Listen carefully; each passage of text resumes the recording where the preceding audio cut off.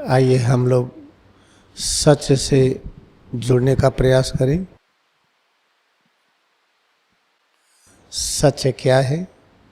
स्वरूप में जो अनुभव होता है, जिसे हम सुख दुख कहते हैं, गर्मी सर्दी कहते हैं, हल्कापन भारीपन कहते हैं, ये सभी प्रकार की अनुभूतियाँ ये सृजनात्मक कार्य है। जब ये अनुभूतियाँ होती रहती हैं तो सिर से पैर की अंगुली तक पूरे अस्तित्व में सृजन की क्रिया होती है।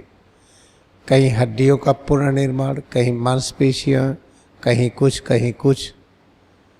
और जब इस सृजन की क्रिया को हम पसंद नहीं करते हैं और लगातार यह अभ्यास करते हैं कि सृजन की क्रिया पसंद नहीं है, तो सिर से लेकर पैर की अंगुली तक ये स्वरूप धीरे धीरे अदृश्य होने लगता है। तो पहले धीरे धीरे अदृश्य होता है, अचानक नहीं। अदृश्य होने की क्रिया में वो अंग ढीले होने लगते हैं, झुर्रियाँ पड़ने लगती हैं। झुर्री पड़ने का अर्थ ये नहीं है कि उसकी खूबसूरती चली गई। वो परम सौंदर्य ये सनातन है, वो कभी घटता नहीं है। चमड़े में, मांसपेशियों में झुर्रियाँ जो पड़ती हैं, वो एक लक्षण है कि हमने सुख दुख को स्वीकार नहीं किया है। शारीरिक परिवर्तनों को हम स्वीकार नहीं किए हैं, हम उससे राग द्वेष किए हैं। ये परिवर्तन सुख है दुख है इस तरह से व्याख्या किए हैं। कुछ परिवर्तनों को स्वीकार किए, कुछ को दूर किए हैं। ऐसी प्रक्रिया में होता क्या है कि सिर से पैर की अंगुली तक जो अनेक नागरिक रह रहे हैं, जिसे सिटीजन कहते हैं, एक एक करके छोड़ने लगते हैं देश। सिर से पैर की अंगुली तक यह एक राष्ट्र है। इसमें जो एक एक अणु परमाणु है, ये सब एक एक नागरिक की तरह है, इसमें रह रहे हैं। जब अच्छा नहीं लगता, हमें उनकी उपस्थिति ठीक नहीं लगती, हम राग द्वेष करते हैं, फिर धीरे धीरे वो अदृश्य होने लगते हैं। तो जो ज्ञान वो दृश्य रूप में है, जो अणुपरमाणु के रूप में है, वो ज्ञान फिर अदृश्य होने लगता है। तो वहाँ पर झुर्रियाँ दिखाई पड़ती है।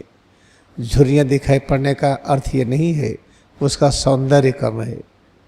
आप देखिए महात्मा गांधी की पूरी शरीर, जो बुढ़ापे की झुर्रियाँ दिखाई पड़ती चेहरे पर, शरीर में, उसके बगल में किसी विश्व सुंदर या सुंदरी को रख दीजिए, मैच नहीं। गांधी जी की सुंदरता चरम सीमा पर। और जो सुने जाते हैं मिस इंडिया या मिस्टर इंडिया, उनकी कोई वैल्यू नहीं उनके आगे। इस चीज़ को हमेशा याद रखिए। जब हमें ऐसा लगे किसी की झुर्री पड़ गई, अब अच्छा नहीं लगता, ये भी एक अज्ञानता है।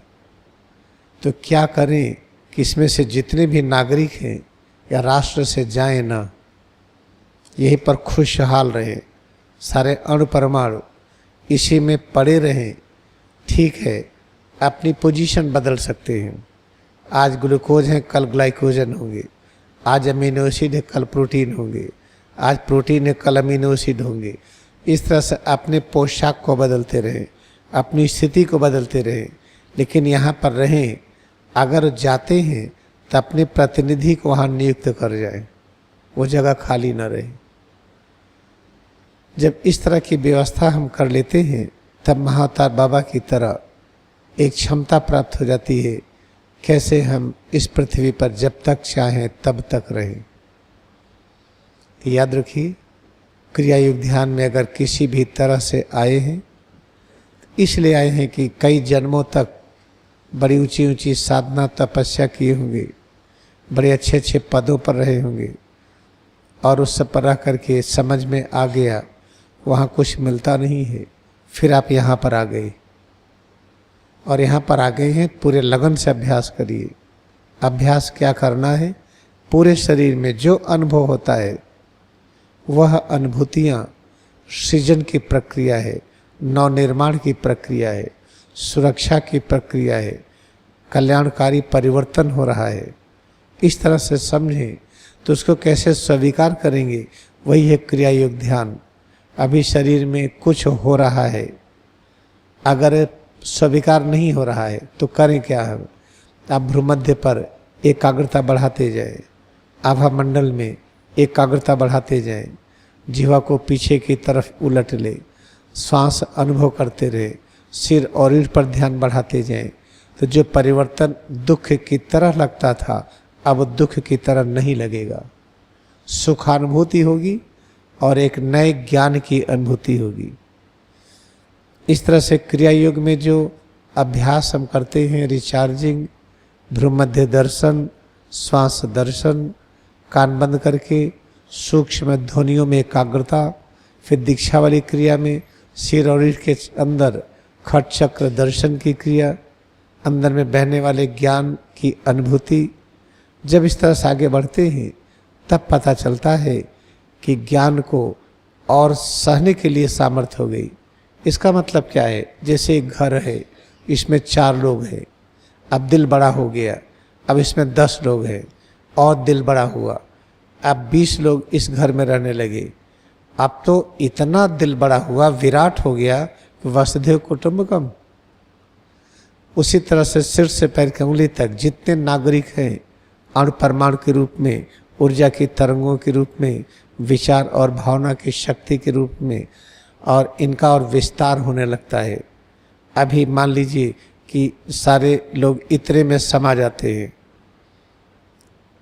मान ली 10 क्यूबिक मिलीमीटर में समा जाते हैं सब, लेकिन जब हम क्रिया योग ध्यान करने लगते हैं तो ये दायरा बढ़ने लगता है। फिर कितने अणु परमाणुओं की शक्ति को हम स्वीकार कर लेते हैं।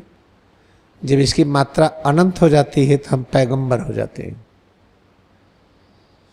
तो बस क्रिया योग ध्यान करते जाइए, ध्यान का गाइडेड मेडिटेशन लगा लीजिए, जैसे जैसे बोले करते जाइए।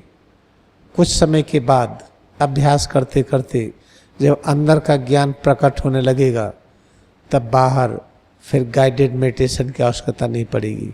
ठीक जैसे लकड़ी है, इसमें आग छुआते रहिए, जब अंदर से आग प्रकट होने लगेगी तो बाहर के आगे की आवश्यकता नहीं है। ऐसे पूरे शरीर एक ज्ञान का संग्रह है।